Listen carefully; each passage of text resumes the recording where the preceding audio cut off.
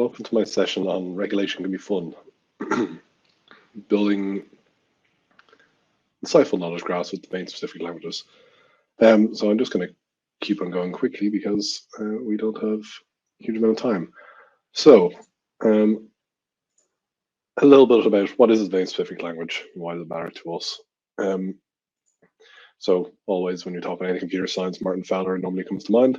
So it's a domain-specific language is a computer language that's targeting a particular kind of problem rather than general purpose language that's aimed at any kind of software problem.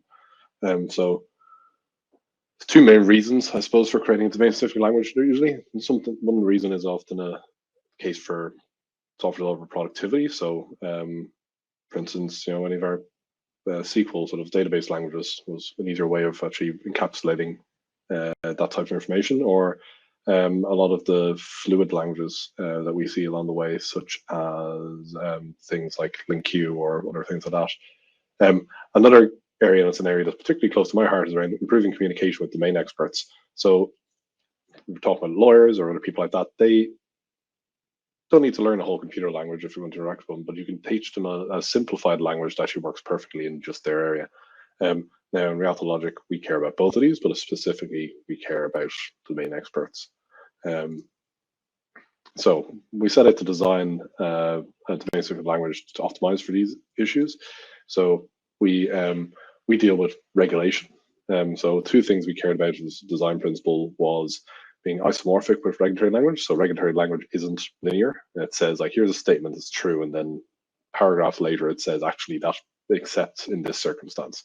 And we need a simple syntax because we're designing this to work with domain experts who don't necessarily have a background in writing code. So our design included two things. So there's these two concepts of logic. So one is the feasible logic. The concept of feasible logic is a different way of doing conditions and hierarchy rather than doing nested if statements. So we have the concept of variables. We have rules, which are conditions and conclusions, and then we have a precedence rule. So you can say here's a rule, and then you can say another rule later and say that rule overrides that rule.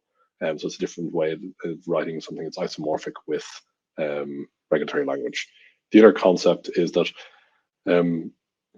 regulatory language is not Boolean, so it's rarely just true or false. So we introduce additional modalities apart from things to be true or false. So we have 6 different possible states, and we call this type of this type, or this type within the language as being an atom. So somebody has voted, they have not voted. It's obligatory for them to vote. It's permitted them to vote, excused from voting, forbidden from voting. So these are different sort of concepts that exist underneath it. Now, what's this look like? So in Australia, it is mandatory to vote in most circumstances, which I think is a great concept. But as I've done a simplified example looking at some of the voting rules for Australia. So the eligibility basics, if you're an Australian citizen and you have your age is over 18 and you've lived in an address for more than a month, then you're eligible to vote. And there's also another part of the rule, which is if you're an eligible British subject, and we'll come back to that in a second, and you've lived in an address and you're over 18, then you're also eligible to vote. Now, there's another bit of legislation, the Commonwealth Electoral Act, which says, British subject, and this is that eligible British subject concept, is a British subject, you've been enrolled before this date, then you're an eligible British subject. Now, the voting obligation, there's also part of that Commonwealth Electoral Act. If you are eligible to vote, then it's obligatory to vote. And then there's also some rules about what it means to actually have voted. You have to attend the polling place, mark your name off the certified list, and met the ballot paper requirements. Now, there's exceptions, of course, because there's always exceptions to rules and regulations. If you've been a prisoner with a sentence for 3 or more years, then you're forbidden to vote. So that overrides the voting obligation. And then there's also one around Norfolk Island, where they didn't used to have to vote, but now they do. Now we can see this is a rather simple syntax. We're able to quickly understand the concept when looking through it. Now, if we go on, so how do we turn this language into a knowledge graph? So this is, we built knowledge graphs of regulation and Reality Logic. This is one of the techniques we use. But looking at this here, so we essentially have to build a compiler. but we didn't have to build all of the compiler. We only had to build the first two stages. So lexical analysis, breaking the input code into its individual tokens or words, and then syntactic analysis, which is grouping these words into logical units using the defined syntax, which gives us an abstract syntax tree. It's the first graph we've actually seen in this talk so far, which is taking quite a while to get to a graph, but it's not the graph we're looking for. An abstract syntax tree is a graph, but it's not what we use with part of a knowledge graph. So how do we actually build a graph? So we have, from that abstract syntax tree, we have the understanding of how the language is structured. And then we create all the nodes for the conclusions, basically the right-hand side of those statements that we had earlier. We then also create nodes for all the conditions, or the left-hand side, and basically conditions and how they're related together. And then we link all the overrides and dependencies. So that means that we now have this all linked together. So this is showing the graph that was from the simplified example we had a minute ago. But you can build a lot more complex examples. So this is a knowledge graph which is covering every basic piece of legislation. If you were to walk into a bank in Australia today and say, "Hi, I'm a new client, I'd like to get a mortgage," this is 19 different source pieces of legislation, different acts, different regulations, banking code of practices, etc. But it's also 138 different sections or paragraphs across those 19 different source pieces of legislation. And there's 987 different, what we call regulatory touch points, or sort of access points, questions you can ask the graph, regulatory questions, like things like, have I voted? Do I need to vote? This type of question. Am I eligible British subject? Those type of questions that came out of that graph. So this is very powerful. Now, what can we actually do with this? We have built a reasoner, or a rules engine, using this logic. So now we can integrate that directly into workflows. So this is an example of using a low-code platform like Appian, where we've actually integrated the individual decision points into an operational workflow.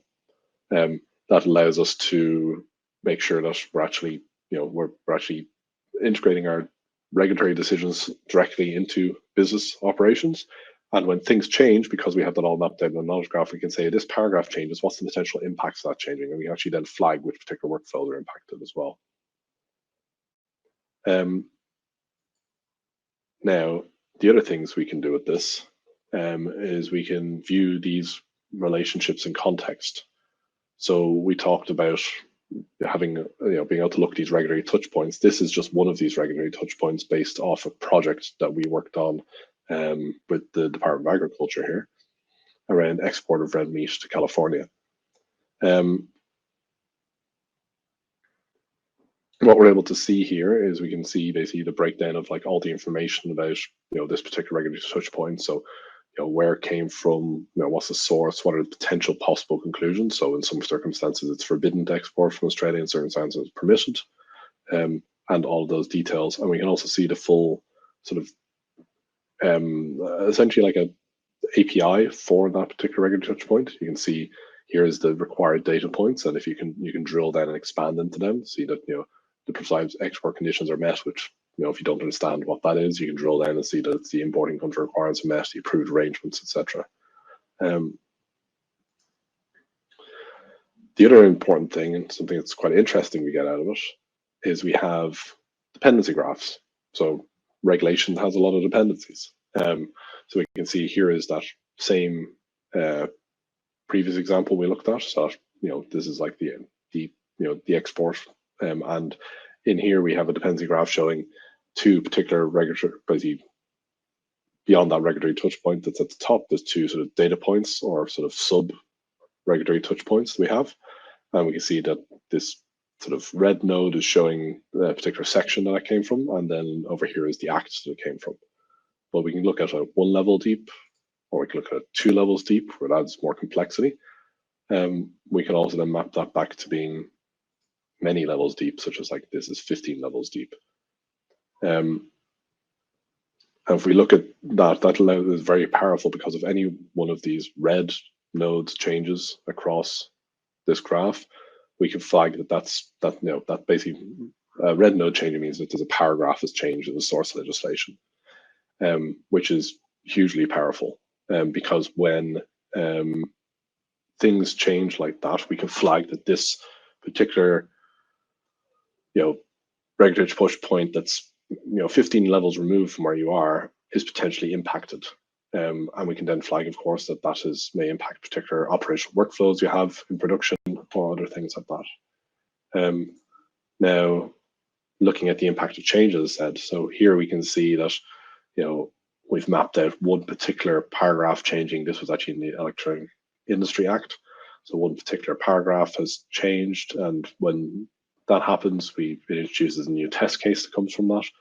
It introduces a new data point that's required. So that's basically like a parameter you need to be able to use to evaluate rules against it, and adds new conditions and potentially impacts. These are the conclusions. So there's two conclusions that are impacted and two regulatory touch points are impacted. And from that, we also tie them back to the processes and procedures that they're linked to in the side of business.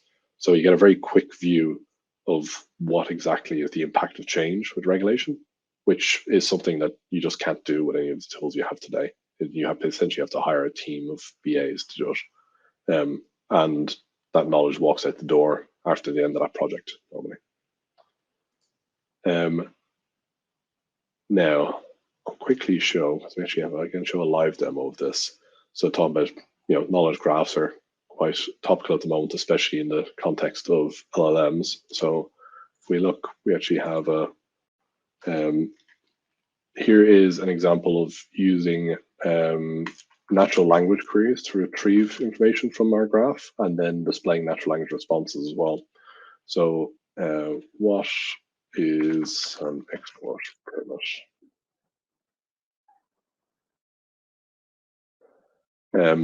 So what this is doing, it's going off to our knowledge graph, it's retrieving some information, and now it's basically retrieving back the most commonly linked RTP, or basically the RTP that's most likely to be linked to this field to answer this question.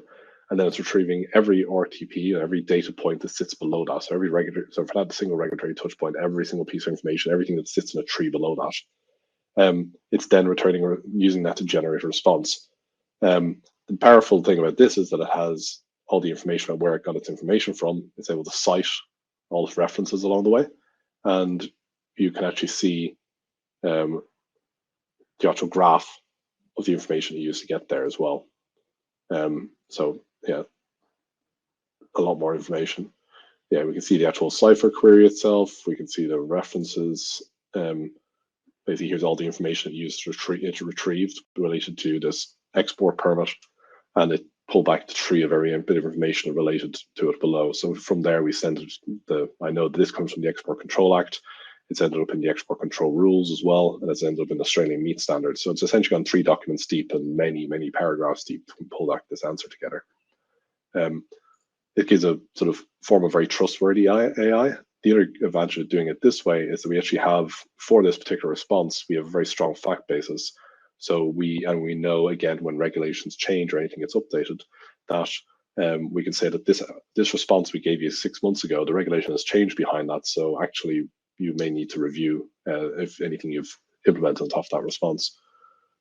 Now, I see there's some questions. I'm quickly going to look at them.